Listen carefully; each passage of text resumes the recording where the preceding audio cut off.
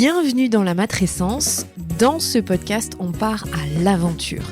L'aventure la plus merveilleuse et difficile de la vie, la parentalité.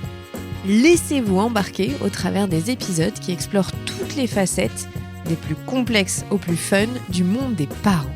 Apprenez, riez, pleurez, découvrez et débattez en écoutant la matrescence. Nous avons une mission, vous donner des clés pour vous accompagner à n'importe quelle phase de votre parentalité. Je suis Clémentine Sarlat, votre hôte depuis mars 2019 déjà. Je suis ultra curieuse, très enthousiaste, mais beaucoup trop bordélique. Je suis aussi maman de 3 petites filles qui m'aident à me remettre en question quotidiennement. Et dans une autre vie, j'ai été journaliste sportive à la télé et aujourd'hui, je vous aide à rayonner dans votre parentalité. Abonnez-vous pour ne rien rater. Allez, let's go!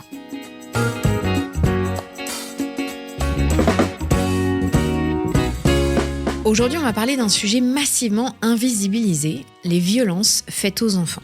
En France, près de 400 000 enfants sont victimes de violences.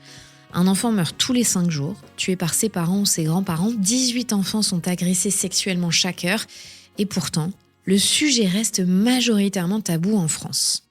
Claire Bourdi, fondatrice du collectif Enfantiste, remet le mot adéquat sur ce silence, l'adultisme.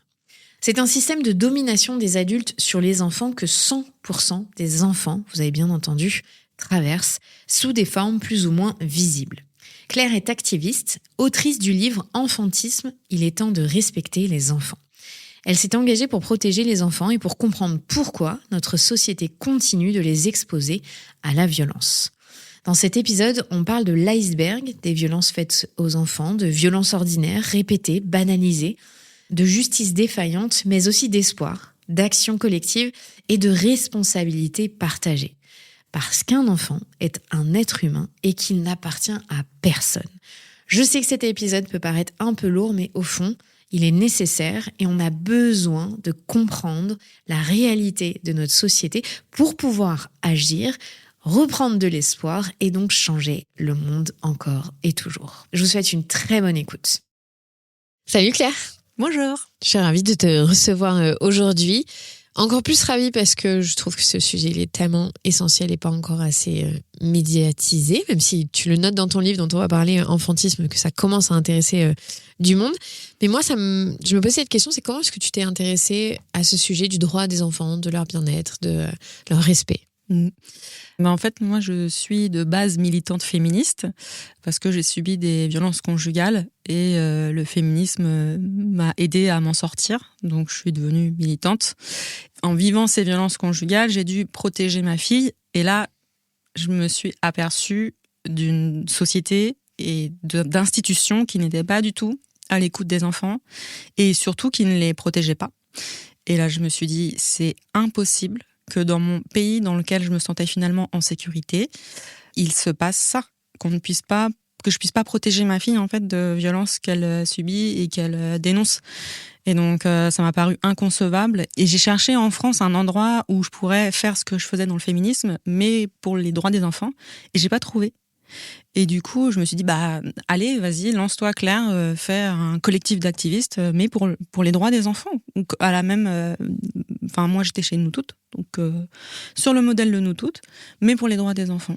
Et c'est comme ça que je me suis lancée dans l'activisme contre les violences faites aux enfants et aux ados.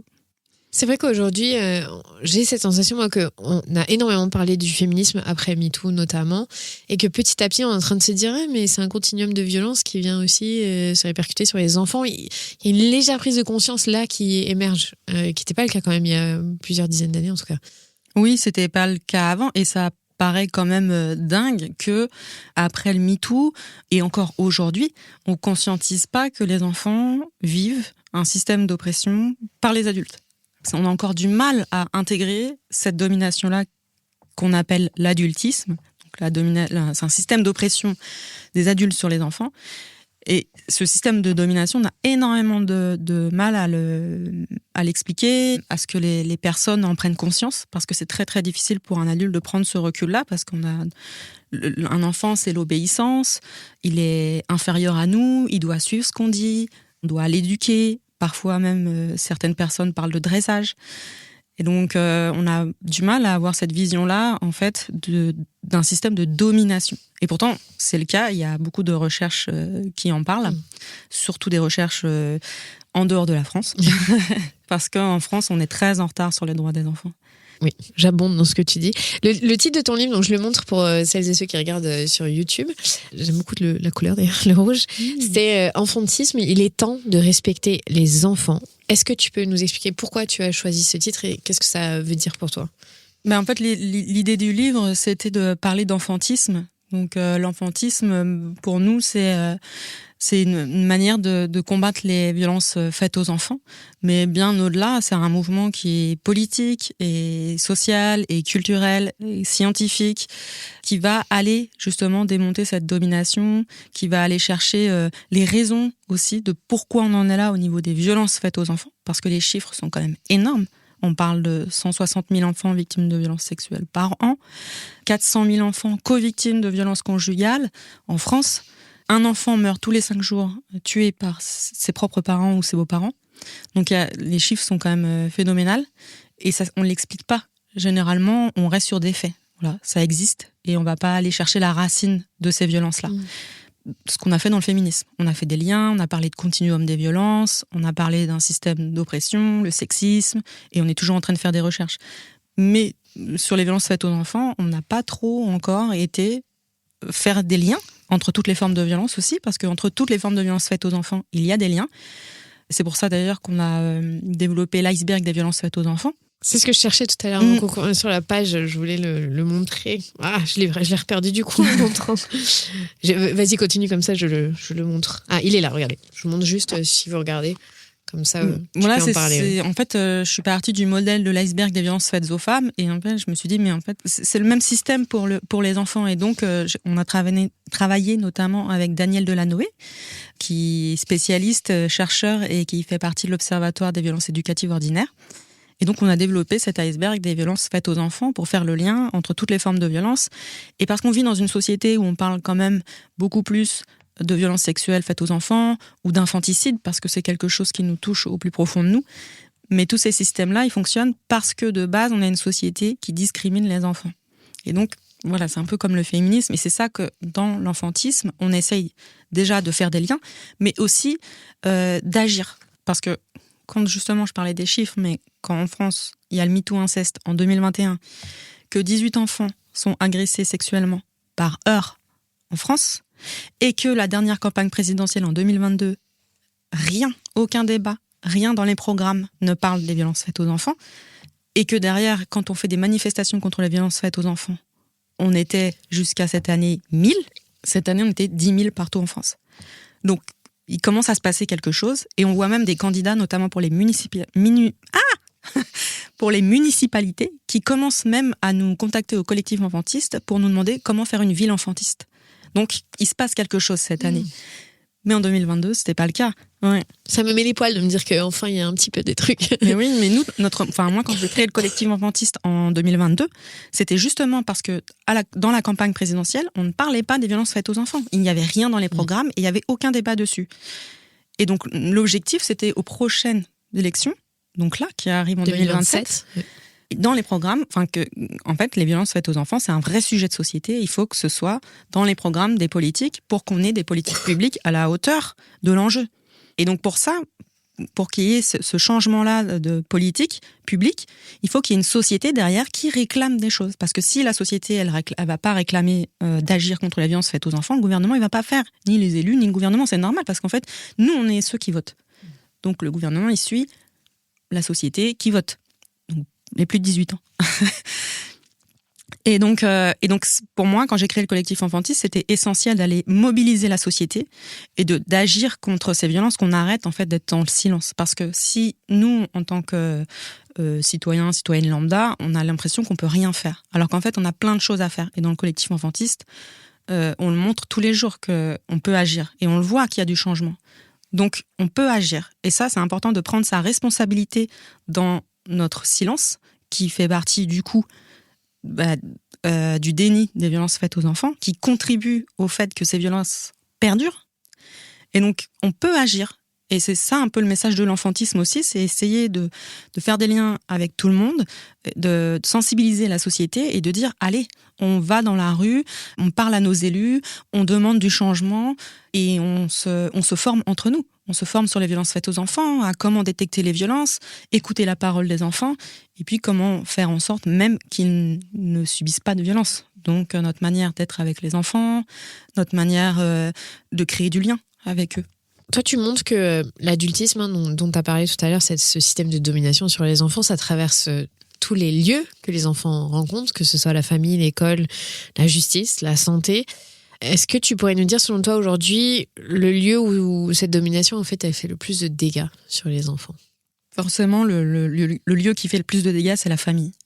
C'est la famille parce que un enfant, un être humain, quand il naît, il survit parce qu'il a à manger, parce qu'il a un toit, parce on prend soin de lui. Mais il survit aussi parce qu'il a des liens affectifs et une interaction. Et en fait, le lien qu'il construit avec ses figures d'attachement, donc ça peut être les parents, mais ça peut être aussi des tuteurs, des tutrices, ou des personnes en tout cas qui prennent soin de l'enfant.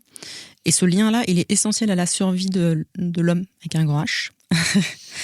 Et donc forcément, s'il y a une défaillance ou une violence qui se crée dans ce lien, donc là, si on parle d'un système d'oppression et de domination dans le lien d'attachement qui est notre survie, ça fait forcément plus de dégâts que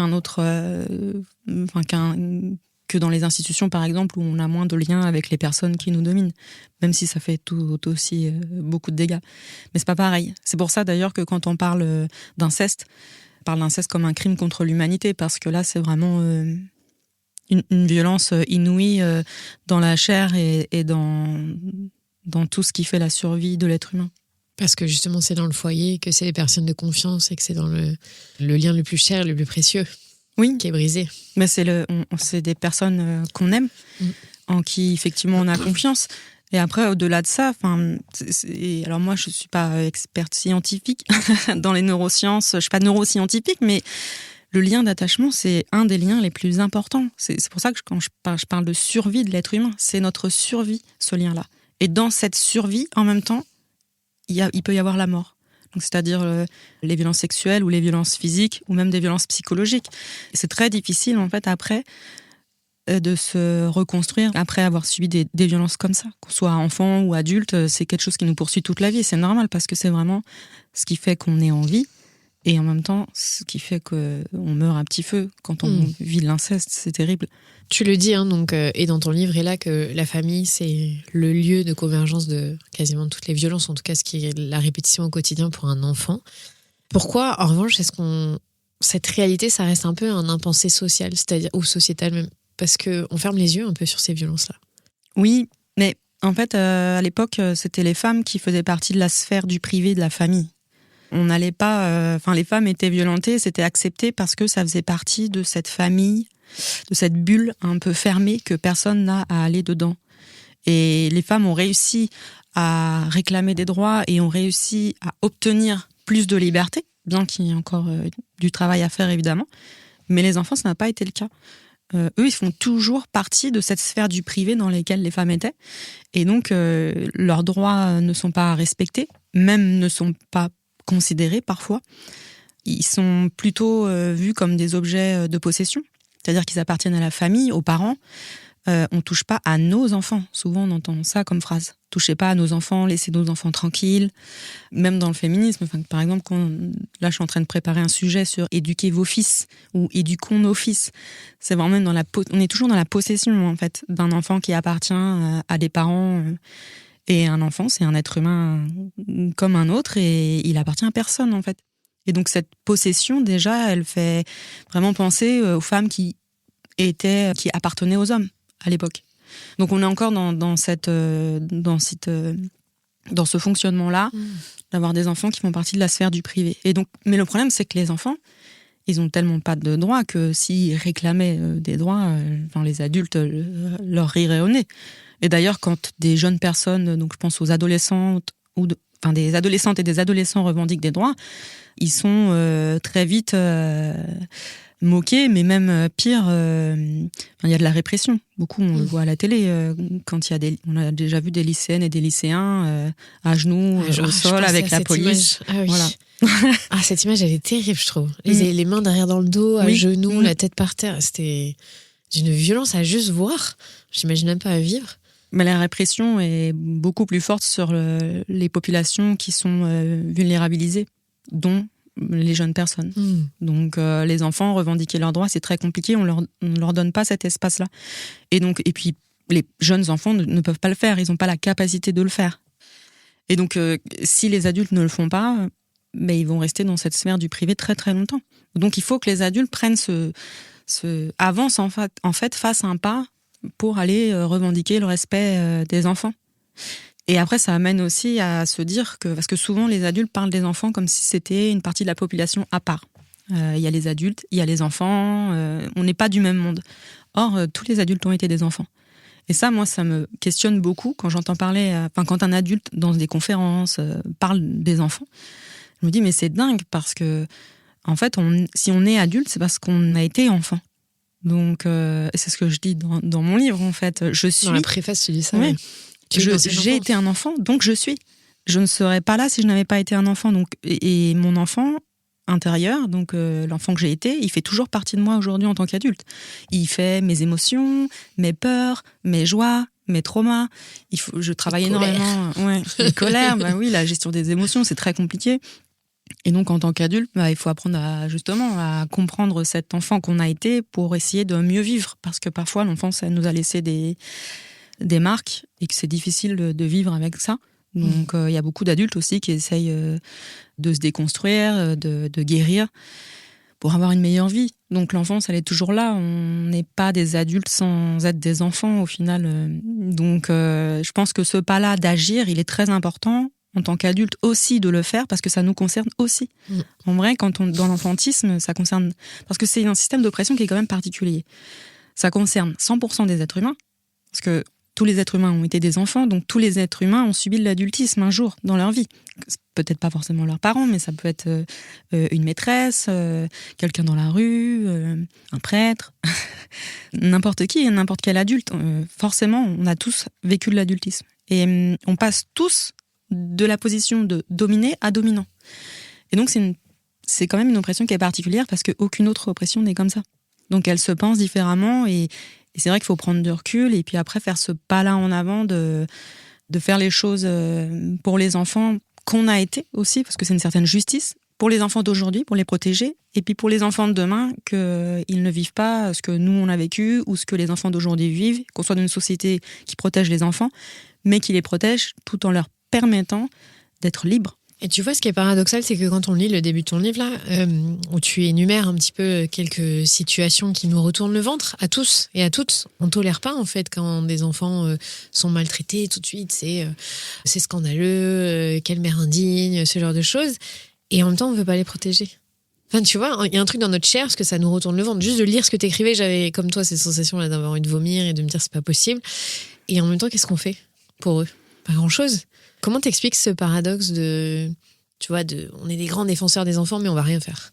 Mais c'est ça la question. En moi, on n'est pas des grands défenseurs des enfants, quand même, en France. Non, je suis d'accord. Mais je veux dire, tu sais, dans la réaction viscérale qu'on pourrait avoir sur un fait divers horrible d'un infanticide ou d'une mère qui aurait tué son bébé-né qui vient de naître parce qu'elle a une pathologie psychiatrique, tu vois, on va tout de suite catégoriser cette femme comme quelqu'un d'horrible et de détestable. Mais en même temps, qu'est-ce qu'on va faire pour l'aider à sortir de cette maladie psychiatrique? Tu vois, rien. C'est ça que je dis, tu vois, ce paradoxe de on dénonce, main en l'air, on fait rien. Oui, mais c'est pour ça que l'enfantisme, il est important, en fait. Il y a un déni parce que c'est trop dur. C'est trop dur à penser, les violences faites aux enfants, et surtout les violences les plus extrêmes, comme les violences sexuelles ou les infanticides. C'est difficile d'intégrer ce genre de violence et de dire que ça existe. Et puis on se sent pas forcément concerné parce qu'on se dit mais moi jamais je ferais ça à mon enfant, c'est impossible. Donc on se sent pas forcément concerné et puis c'est trop dur, donc on préfère laisser ça à d'autres personnes ou ne pas vraiment le voir et continuer notre vie. Sauf qu'en vrai ça nous concerne toutes et tous parce que les violences faites aux enfants, déjà les chiffres sont énormes, ça a des conséquences sur toute la société et les enfants qui vivent des violences quand ils sont adultes, c'est des adultes qu'il va falloir prendre en charge. c'est aussi possiblement des adultes qui vont devenir dysfonctionnels, violents, et enfin voilà, ça crée une société malade. Et aujourd'hui, je pense qu'on peut tous faire le constat que notre société, elle va pas bien. Et si notre société, elle va pas bien, et ça c'est à l'international, on peut se poser la question de qu'est-ce qu'on a fait des enfants, qu'est-ce qu'on a fait de ces enfants. Et aujourd'hui, quand on voit aussi les chiffres de la santé mentale, où de plus en plus d'enfants et d'ados vont mal psychologiquement, c'est-à-dire on n'arrive même pas à leur donner l'espoir en la vie. Enfin, c'est terrible, je trouve ça terrible. Moi, à chaque fois que je dis ça, ça me fait froid dans le dos. Et donc, on a une responsabilité qu'on ne veut pas forcément prendre parce qu'il y a du déni de notre propre enfance. On ne va pas aller remettre en cause ce qu'on a vécu ou remettre en cause nos propres parents. C'est compliqué. On ne va pas remettre en cause non plus notre situation dominante parce que c'est dur de prendre du recul, de se remettre en question soi-même en tant qu'adulte. Là, on est dans la position de dominant, enfin. À 18 ans, ça y est, on passe ce cap-là. Donc, on n'a plus envie d'être dans cette position de dominer ou de repenser à cette position. Et donc, voilà, c'est difficile, mais en même temps, c'est pour ça qu'on parle aussi beaucoup de responsabilité sociétale, parce qu'on dénonce souvent et on attaque souvent le gouvernement et les élus, sauf qu'ils font partie de la société, ces personnes-là, et que toute la société est responsable des violences faites aux enfants. Alors, je dis pas que toute la société violente les enfants, faut pas confondre, mais en tout cas, on a tous un pouvoir d'agir et de dire les choses. Je vais me répéter, mais quand on sait qu'en France, 18 enfants sont violés par heure, eh ben, c'est pas normal qu'on soit que 2000, par exemple, 2000 manifestantes et manifestants à Paris. C'est pas normal. Ça veut dire que toute la société, elle dort. Voilà, elle dort. C'est pas possible, en fait, d'être 2000 à Paris contre les violences faites aux enfants. Quand on a préparé l'interview, toi et moi, tu m'as dit quelque chose qui m'a fait tilter, alors que c'est logique, mais qui m'a marqué. Tu as dit 100% des enfants vont vivre des violences dans leur vie, en fait. Parce que ça n'existait pas. On n'est pas une société qui protège les enfants. Et ce chiffre m'a dit, mais oui, en fait, il n'y a pas un enfant qui sortira indemne de son enfance, parce que si c'est pas dans le foyer familial, c'est à l'école, ou c'est dans la rue, ou c'est dans la vie familiale proche. Et ça fait mal au cœur de se dire ça. Oui. Et là, ça, c'est quelque chose... Enfin, moi, j'ai déjà parlé, par exemple, avec des journalistes qui ont beaucoup de mal à concevoir qu'on est 100% des êtres humains à avoir vécu de l'adultisme. Parce que c'est tellement intégré dans notre quotidien, et même dans notre manière de faire et d'être, qu'on ne voit pas, en fait, la domination qu'on a pu subir quand on était enfant. Pourtant, je suis sûre que toutes et tous, on a un souvenir d'un adulte qui, à un moment, a fait quelque chose d'injuste avec nous, ou nous a fait peur, ou nous a violentés, ou nous a pas respectés. Enfin, quel enfant n'a pas été puni injustement? Il avait rien fait, il a été puni. Enfin, je sais pas si il y a des gens qui sont passés à côté de ça. Moi, je me rappelle à l'école, par exemple, tout le monde puni. Alors que moi, j'avais rien fait. Ou même à la maison. Enfin, moi, j'avais 2 sœurs, donc on était 3. Donc, quand il y en a une qui dit pas qu'elle a fait une bêtise, bah allez, c'est n'importe qui est puni, ou on est toutes les 3 punis. Enfin, et moi, je me souviens de mes pensées de quand j'étais jeune. Et je trouvais ça tellement injuste. Quand t'as rien fait et que t'es puni. Alors, c'est sûr qu'à l'échelle d'adulte, ça fait rire. Mais à l'échelle d'enfant, ça fait pas rire. Ça fait mal, c'est injuste. C'est à l'échelle d'adulte, c'est comme si on vous enlevait 1 mois de salaire parce que vous aviez fait une erreur au travail. Alors que c'est pas vous. Collègue a fait, quelqu'un a fait l'erreur, alors mais pas vous. Oui, c'est pas vous qui avez fait l'erreur, voilà. Et on vous enlève 1 mois de salaire parce qu'on sait pas qui c'est, donc hop, tout le monde. Ou alors vous allez en prison parce que on croit que c'est vous qui avez fait telle chose, alors que c'est pas vous. C'est très difficile à vivre l'injustice en tant qu'adulte et en tant qu'enfant. Et donc ça, il faut l'entendre aussi. Donc on considère pas aussi la vie des enfants comme importante. Leurs émotions, ce qu'ils vivent, on humilie souvent et on dénigre ce que ressentent les enfants et ce qu'ils vivent, alors que eux, à leur hauteur, c'est très important. Comme nous, à notre échelle, quand on est adulte, on vit des choses importantes qu'on prend en considération, mais les enfants, non, parce que ce sont des enfants et que du coup, ça nous paraît puéril. Pourtant, c'est essentiel. En fait, on est toutes et tous à des degrés divers, on est toutes et tous en train d'évoluer dans nos âges chaque jour. Aujourd'hui, moi j'ai 40 ans, je serai pas la même à 60 ans. Je continue de grandir, d'apprendre, d'évoluer. Et ça fait pas de moi quelqu'un de différent ou d'inférieur parce que j'ai pas tout compris dans ma vie. Parce que j'ai pas tous les tenants et les aboutissants. Et ça, je pense que c'est important aussi de se dire que les enfants, ils sont pas inférieurs à nous. Ils ont moins de capacités parce qu'ils sont en train de grandir et qu'ils apprennent. Donc, ils ont moins de capacités que les adultes. Et c'est normal. Et d'ailleurs, on doit toujours considérer... dans l'enfantisme, par exemple, on ne demande pas l'égalité adulte-enfant. C'est impossible de demander cette égalité-là. Parce que les enfants ne seront jamais égaux avec les adultes. Ils ont des besoins spécifiques. Et il est très important de respecter ces besoins, qui ne sont pas les mêmes besoins que les adultes. Donc, ils n'ont pas les mêmes droits. Par exemple, le consentement. Un enfant n'est pas consentant, jamais. Et donc, ça, c'est très important. Ce qu'on demande, c'est l'égalité de respect des droits et de l'intégrité et de la dignité entre enfants et adultes. Toi, tu écris aussi dans ton livre que les enfants ne sont pas des êtres en devenir, ce sont des êtres tout court, et que, des personnes à part entière en tout cas, mais qu'on est encore en difficulté à penser de cette manière-là. On les voit comme une chose qu'on est en train de manipuler quelque part ou de façonner pour qu'ils deviennent ce qu'on voudrait d'eux, au final. Pourquoi on n'est pas encore capable de les considérer, tu vois, comme un être humain à part entière et pas une classe inférieure, comme tu disais. Tu vois, qu'est-ce qui fait qu'on n'a pas réussi ? Est-ce que c'est parce que sociétalement, on les dépeint tout le temps comme des êtres tyrans, difficiles, capricieux ? Ou est-ce que parce qu'il n'y a pas assez de politique publique qui accompagne les enfants de manière bienveillante ? Est-ce que c'est parce que c'est un héritage de la France ? Est-ce que c'est les trois ?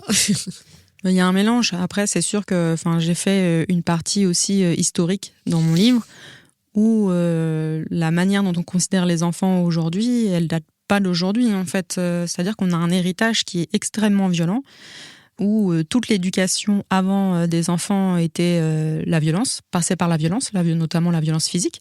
C'était la manière d'éduquer les enfants, c'était via la violence physique, pour les dresser et faire en sorte qu'ils soient obéissants et qu'ils deviennent de bonnes personnes. Et donc, c'est ça notre héritage. Donc, je pense que dans nos ancêtres, on peut remonter. Tous nos ancêtres ont été violentés dans leur vie.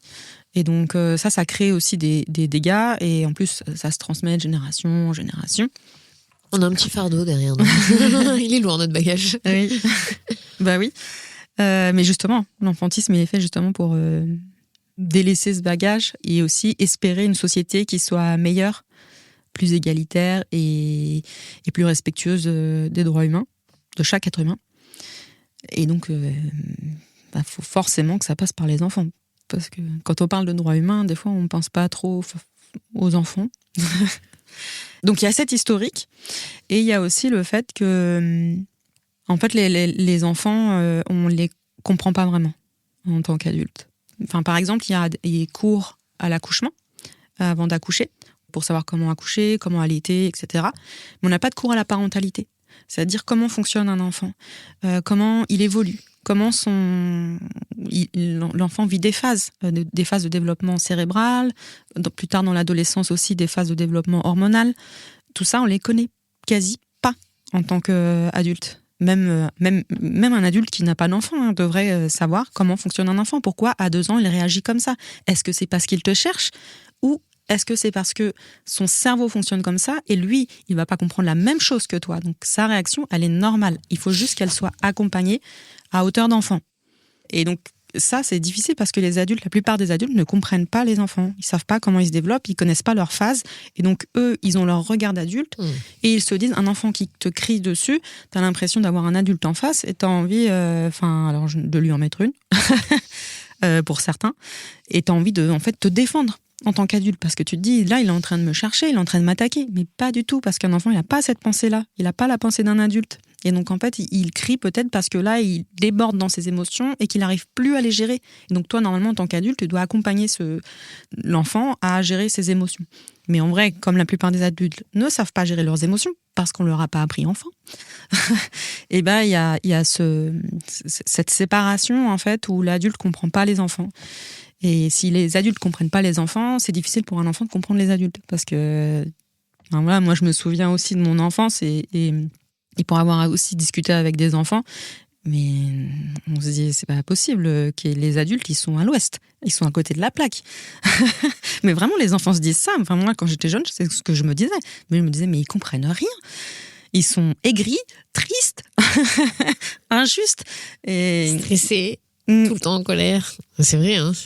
Je sais pas si particulièrement les parents français, on est comme ça, parce que c'est un peu aussi notre marque de fabrique, tu sais, en France. Comme tu dis, aigris, d'être un peu défaitiste, un peu... tout le temps dans le négatif. On n'est pas une société très joyeuse, je trouve. Pas assez, en tout cas. Oui, c'est sûr. Pour moi, tout vient de l'enfance aussi. Peut-être que si les adultes sont trop tristes aujourd'hui, c'est parce qu'on leur a pas appris à aller chercher justement ce bonheur, ce respect, et on est des êtres sociaux. Donc notre bonheur, il peut pas se faire tout seul. Notre bonheur, il est dans le lien. Et le problème, c'est qu'on a de plus en plus de mal à faire du lien. Et aussi parce que le lien, il se crée chez les êtres humains, il se crée à la naissance, avec ces figures d'attachement. On revient là. Donc notre lien social, et ça je le dis souvent, il est basé sur la domination des adultes sur les enfants. C'est ça le lien qu'on apprend. Le premier lien, voilà. C'est un lien de domination. Et donc, forcément, après, alors il y a d'autres formes de domination, donc on va les intégrer aussi. Mais du coup, c'est un lien qui est dysfonctionnel souvent. Et je suis en train de lire à propos d'amour de Bell Hooks, qui parle justement de ça. Elle en parle vraiment très bien. Que, en fait, l'amour, c'est un acte politique aujourd'hui. Parce qu'il faut réapprendre à créer du lien, réapprendre à ce que c'est que l'amour. Et je suis totalement en accord avec ce qu'elle dit. Tu parles de cette notion, j'ai déjà parlé dans le podcast avec d'autres autrices, de cette notion de hauteur d'enfant. Est-ce que tu peux nous expliquer en quoi c'est un changement radical de regard encore ? Tu vois, qu'est-ce que ça veut dire être à la hauteur d'enfant ? Est-ce que c'est que se mettre à genoux ou ça a d'autres sens ? Mais la hauteur d'enfant, alors c'est Marion Querc qui le conceptualise énormément. Et la hauteur d'enfant, c'est effectivement, donc, c'est bien de leur parler, de se mettre à leur hauteur déjà, pas être toujours au-dessus physiquement, mais c'est pas que ça. La hauteur d'enfant, c'est aussi justement se mettre à leur place, à leur niveau de conscience. C'est-à-dire, voilà, par exemple, on va parler d'un adolescent, de 14 ans qui est en colère. On va aussi parler de la colère. Et nous, en fait, en tant qu'adulte, il va falloir comprendre pourquoi il est en colère, pourquoi il exprime sa colère comme ça. Et ça, je parle de l'adolescence aussi parce que moi, j'ai une fille qui a 12 ans et qui est en train de rentrer dans l'adolescence et qui a changé qui a changé de comportement. Et je me suis dit, oula, qu'est-ce qui se passe ? Et là, je me suis dit, Claire, achète des livres sur l'adolescence ou va à la bibliothèque, trouve des livres sur le fonctionnement des adolescents, leur cerveau, leur développement, parce que là, j'étais perdue. Oui. Et là, je me suis dit, mais ma fille ne m'a jamais parlé comme ça, on a une relation qui est plutôt respectueuse l'une envers l'autre. Et donc, j'ai lu des livres sur le cerveau de l'adolescent et j'ai compris. Là, j'ai fait, je me sens mieux. T'as lu, c'est Daniel Siegel, t'as lu ? C'est lequel ? Non, je ne joue même plus l'auteur en tête. Mais j'ai regardé aussi des vidéos sur YouTube, il y a des podcasts.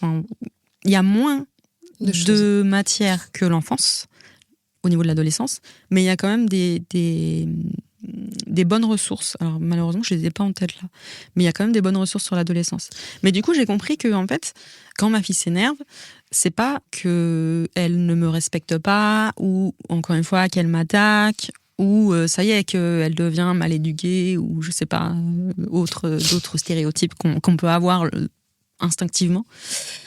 Mais en fait, non, c'est son cerveau et c'est son changement aussi dans le corps et les hormones qui fait que tout ça, ça crée aussi une explosion et qu'elle a du mal à gérer ses émotions.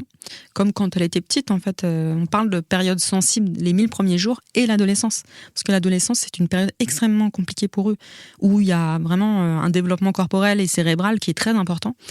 Et du coup, je l'ai laissé, en fait, faire exploser ses émotions. Et puis après, une fois que ça s'était apaisé, on a discuté. Et du coup, je lui ai expliqué comment son cerveau fonctionnait.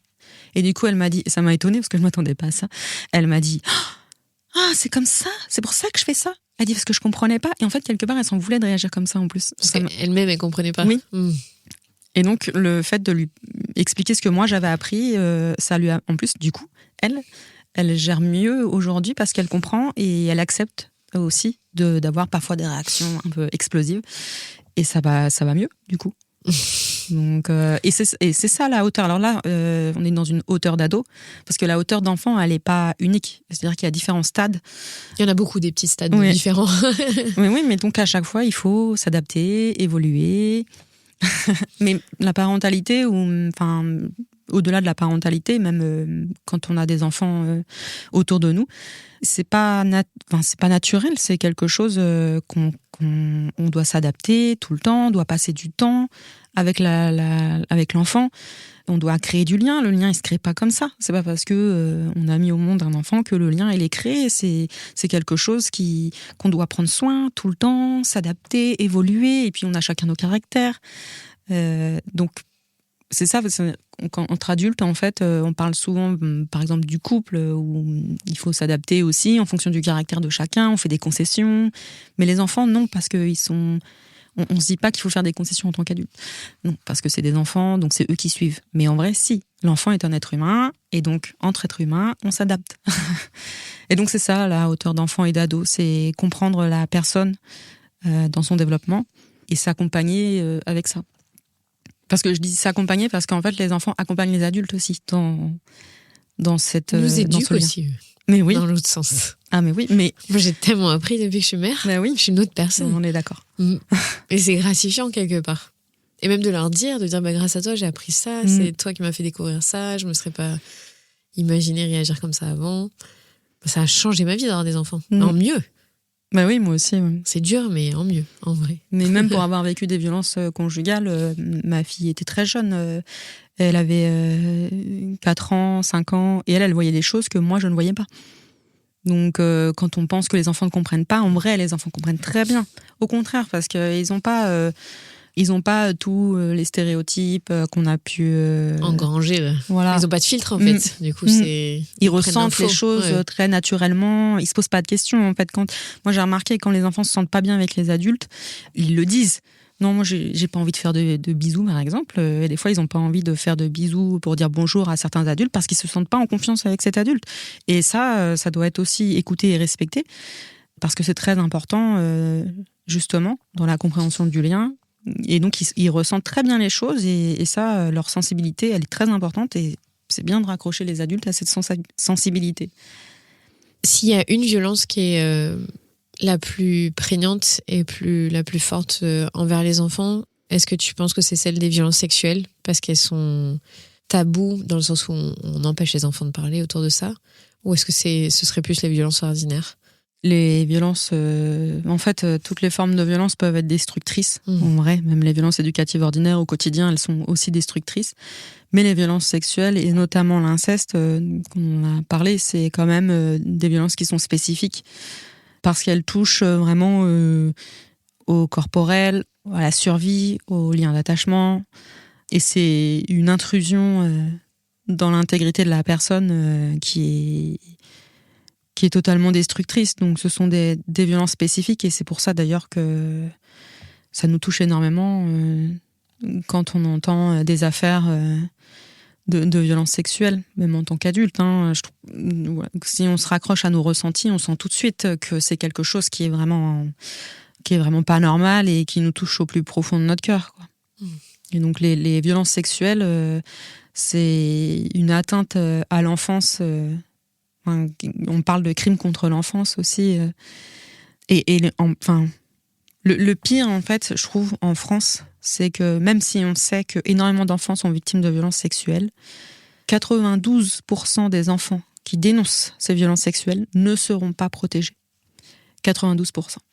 C'est énorme. Et seulement des enfants qui dénoncent. Donc, ça veut dire qu'il y a tous les autres autour qui dénoncent pas parce qu'ils ont parlé, par exemple, à un de leurs parents et qu'ils n'ont pas été entendus, ou à quelqu'un de l'entourage et qu'on leur dit de se taire pour pas détruire la famille. Et donc ça, c'est toujours d'actualité. Et donc, il y a cette violence qui est inouïe, qui est complètement destructrice, et en même temps, il y a cette violence de la société dans le fait de rester dans le déni et de pas protéger les enfants de ces violences-là. Et ça, c'est pareil. Enfin, moi, au niveau de la justice, j'en parle dans mon livre aussi. C'est les prises. Tu voulais peut-être... Non, mais j'allais dire que c'est vrai que dans ton livre, tu expliques que le problème, c'est aussi que la justice ne protège pas. Et que c'est un cercle vicieux, en fait, parce qu'ils sont protégés nulle part. Est-ce que tu peux nous expliquer justement pourquoi est-ce que c'est un souci aujourd'hui, la justice, par rapport aux enfants? Mais en fait, c'est... Déjà, je pense que le MeToo, il a eu lieu en 2021, MeToo inceste, et qu'on a une justice de base qui n'est pas faite, qui n'a pas été pensée pour prendre en charge les violences sexuelles, et encore moins tous ces dossiers en fait qui s'empilent au fur et à mesure des années. Il y a de plus en plus de plaintes. Donc, et la justice, elle n'a pas été pensée pour ça. Donc déjà, il y a un problème de prise en charge parce qu'on a une justice qui n'est pas pensée et qui n'est pas formée pour prendre en charge les violences sexuelles, ni pour écouter la parole des enfants. C'est quelque chose qui se fait au fur et à mesure. Et en même temps, en 2023, on a eu le rapport des États généraux de la justice qui dit que la justice n'est plus capable de rendre une justice de qualité. C'est écrit noir sur blanc sur le rapport. C'est quand même inquiétant, surtout pour protéger des enfants. Et donc, il y avait eu une réforme pour améliorer la justice. Et puis, cette année, il y a encore eu une tribune des magistrats qui dit que ça va pas mieux. Et que la justice, en fait, elle est en crise, comme la protection de l'enfance, l'aide sociale à l'enfance. Toutes les institutions, en fait, sont en crise. L'hôpital, la santé mentale, toutes. Il y a une vraie crise institutionnelle. Et ça, du coup, c'est encore pire parce que la justice est incapable de prendre le temps de faire des vraies enquêtes, de bien examiner les affaires. Donc, il y a énormément de classements sans suite. Il y a énormément, la justice est très longue. Il y a énormément de retard dans les dossiers. Donc, qui dit retard dans le dossier dit des enfants qui sont toujours au contact de leur agresseur. On a beaucoup de témoignages ces derniers temps qui parlent de ça, justement. Et donc, en fait, on est dans une société qui dysfonctionne totalement. Mais on continue comme ça et même ça s'empire. Et c'est pour ça que on ne peut plus faire sans enfantisme. Parce qu'on ne peut pas laisser ça comme ça.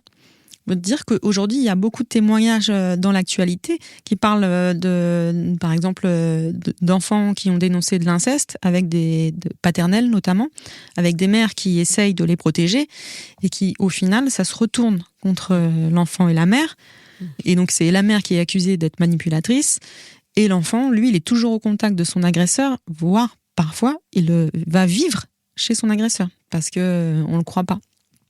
Et ça va très très loin parce qu'il y a même, dans certaines affaires, il y a même des attestations de médecins ou d'experts ou de psychologues qui suivent l'enfant, de psychiatres, de pédopsychiatres.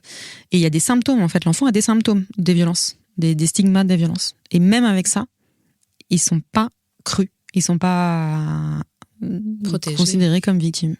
Non, ils ne sont pas protégés.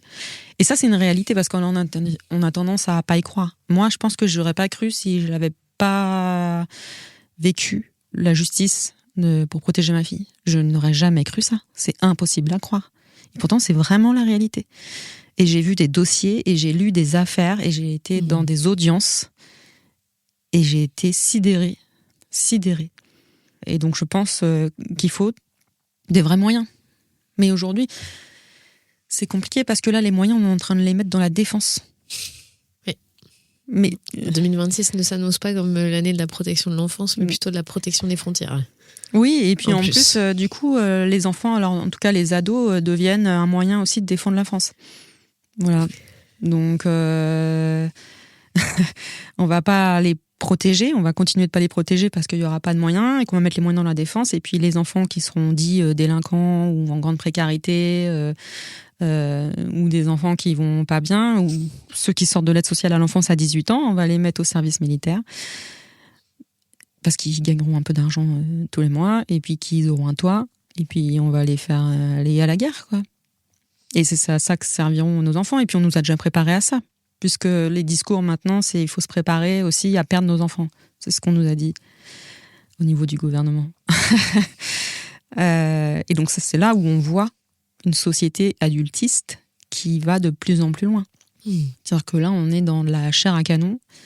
Et c'est pour ça que moi, c'est pas la société que je veux.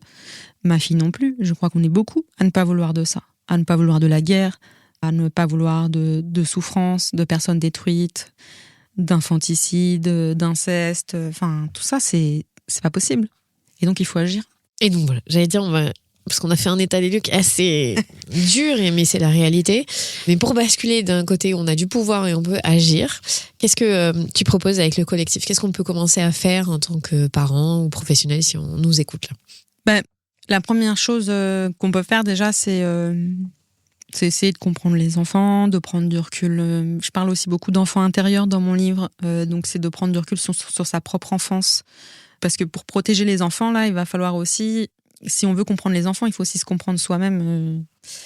Et donc, il y a aussi un travail à faire sur nous, en tant qu'adultes.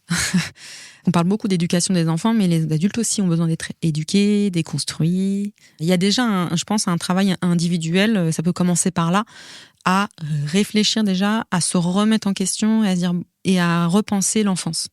Ça, c'est un premier pas, je pense. Et après, il y a un deuxième pas, c'est plutôt après un pas collectif, un pas sociétal et extérieur. C'est en fait déjà croire en son pouvoir d'agir. C'est important. Parce que ce pouvoir-là, on nous l'a un petit peu enlevé. On a l'impression qu'on ne peut rien faire. Et en fait, non, c'est pas vrai. La société, elle n'appartient pas à certaines personnes. La société, c'est nous qui la construisons. Oui, c'est vrai. Mais encore une fois, pour agir, il faut être dans le lien. D'ailleurs, c'est pour ça que moi j'ai créé un collectif, pour qu'on soit ensemble à lutter contre les violences faites aux enfants. Parce que tout seul, c'est bien, en fait, mais c'est pas suffisant. Il faut recréer du lien, il faut recréer une société, et il faut une société qui a envie d'agir. Et donc, déjà, il faut se reconnecter à l'espoir et à sa capacité de pouvoir. Donc, on peut faire des choses ensemble. Je dis pas que c'est facile, être ensemble, c'est pas facile. On le voit bien, on a tous des avis différents, et c'est pas grave, on n'est pas toujours obligé d'être d'accord sur tout, mais agir ensemble, c'est essentiel. Et après, on a plein de moyens. Alors, dans nos métiers, on peut agir. Dans l'entourage, on peut agir dans la famille. On peut agir dans la rue aussi. Quand on voit, par exemple, un enfant être frappé ou être violemment disputé, on peut totalement agir. Et puis après, on peut aussi, quand il y a une grande manifestation contre les violences faites aux enfants, on peut descendre dans la rue et se réunir ensemble pour montrer à la société et au gouvernement qu'on veut une société enfantiste, c'est-à-dire contre les violences faites aux enfants et aux ados, et pour le respect de leurs droits. Et puis, il y a aussi, on peut être militant, c'est aussi une possibilité. Et puis, on peut aussi sensibiliser les gens autour de soi, en parler. Il y a plein de choses à faire. Mais je pense vraiment que ce qui est important aussi, c'est de se dire qu'au-delà de l'individuel, le collectif est très important. Oui, qu'on agit en groupe. Enfin, que notre Parfois, force aussi, oui. elle se trouve là. Mais parfois, je pense qu'il est essentiel, et il sera essentiel de se réunir quelquefois, oui. Sinon, parce que moi, je trouve qu'on est dans une société où, avec les écrans, on est de plus en plus dans l'individualisme. Et du coup, on a du mal à agir ensemble. C'est pas évident, vraiment, d'agir ensemble, mais en même temps, c'est essentiel.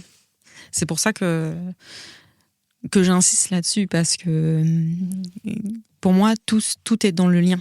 Tout est dans le lien, et la solution, elle est là-dedans, et essayer de s'unir, d'agir ensemble, de manifester, même sur les réseaux sociaux. Ça peut être tout simple, mais sur les réseaux sociaux, on peut aussi partager du contenu intéressant, par exemple le contenu de la matrescence. C'est ça, créer du lien et être ensemble et agir.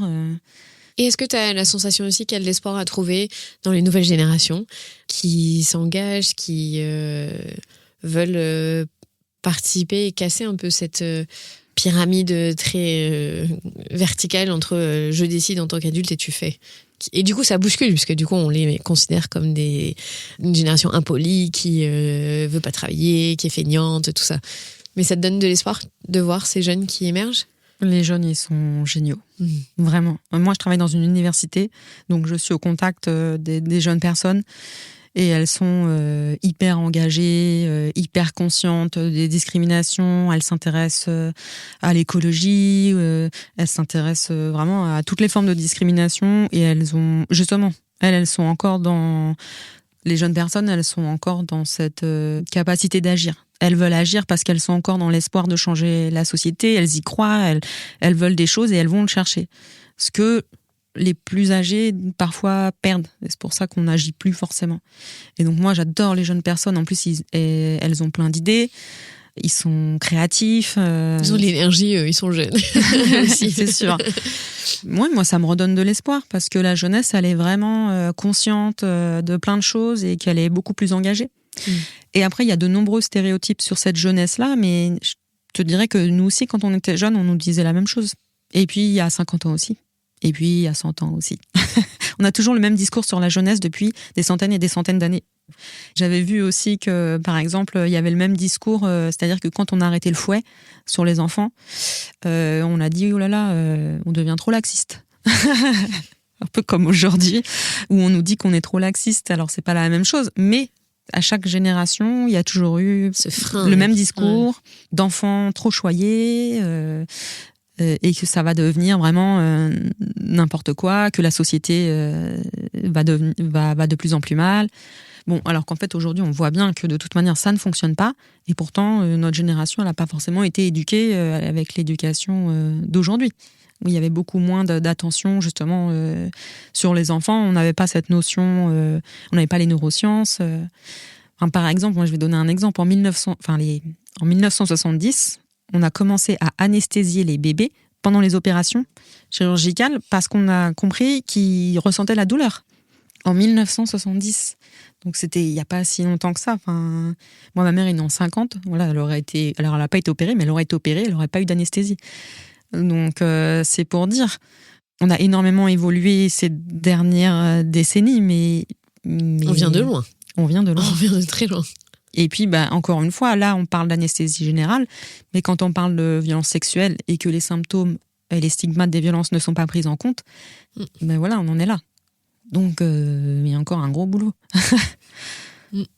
Merci beaucoup, Claire, pour cette masterclass, parce que tu as dit des choses tellement évidentes, mais tu vois qu'on n'entend pas assez. Et je voudrais le reprendre à ce que tu as dit sur le fait que 100% des enfants auront été maltraités à un moment ou un autre dans leur vie, et surtout cette forme d'oppression qui est si particulière, puisqu'on va être la seule catégorie où on va être les oppressés pour ensuite passer aux oppressants. Et je l'avais jamais vu de cette manière-là, donc merci d'avoir apporté ça. Je pense que c'est important pour faire changer petit à petit le regard des gens.